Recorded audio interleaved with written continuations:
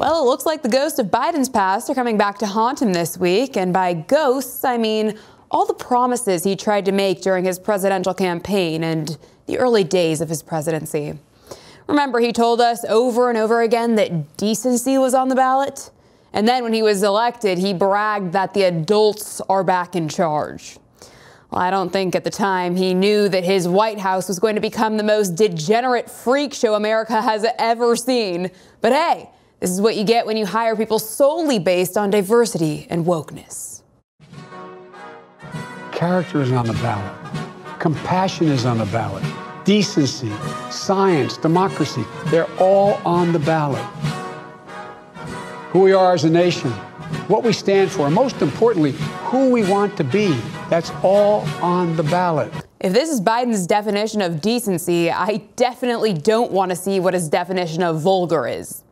Eric Scheiner joins me now to react, director at MRCTV. Eric, thanks for being with us. You know, I had to shut my phone off this weekend because of this video of the homosexual Senate staffer. It was the only thing I saw every single time I opened my phone, so I hate to even bring it up again. But can you please explain to me what is going on here? I mean, I didn't think it possible after all that Biden has put us through that it could get worse, but I think we've reached a new low. What do you think? I can't explain this to you at all. What was he thinking? Come on. At what point did this seem like a good idea? Where is that going through your mind? You know what I think I want to do today? I want to have gay sex in the Senate committee chamber. Yeah. What the heck is going on? And that video you showed before, sure, you know, we have drag queens, you know, trying to get people to sign up for the military. We have, you know, we have trans people taking off their top and flashing at the White House. The White House is all done up in rainbows. Scandal, embarrassing moment after embarrassing moment. I don't think decency came. But you know, it's just one embarrassing thing after another. The real thing is, like, why are we even talking about this video anymore? Didn't Senator Ben Cardin's office say, well, that's it, I'm done talking about it, the matter is over? The matter is over. And if you look at the media, that's so true. Take, for instance, how much did the media spend time talking about the imaginary Russian P-tape involving Donald Trump? They spent a lot of airtime on it, but guess what? CBS, NBC, PBS, ABC. Over the weekend, they couldn't cover this video, which is a real video that came out from a staffer from Senator Ben Cardin's office. You know, they can't talk about that, but they can talk about imaginary things. CNN and MSNBC can go on forever about, you know, the imagined P-tape, which doesn't exist. But, when a Democrat is embarrassed by something that really does exist, well, we're done talking about it, so it's time to move on. You're so right, Eric. That is such a great point. And on that note, on the media manipulation of this whole thing, you guys have a piece up on newsbusters.org about the way Politico handled the sex tape scandal. Can you break it down for us? I want to hear all about this because I just think the media's response to this is fascinating.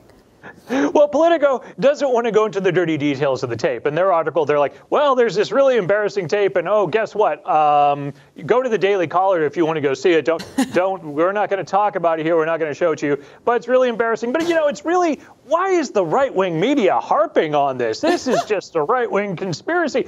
They're the only ones that are pushing this. And again, I bring back the relevance of the Donald Trump imaginary, non-existent, Hillary Clinton invented P-tape of Donald Trump that did not exist. They covered that ad nauseum. They talked about it ad nauseum. This they don't even want to look at. They don't want to discuss. They just want to pass the buck. And, you know, it's really the Republicans' fault for bringing this up. Well, of course it is. Who else would be at fault for this horrible event? It's just so ridiculous. You know, when I was doing some research on the story earlier today, I saw a piece from USA Today, and the headline was, D.C. is buzzing about a Senate sex scandal.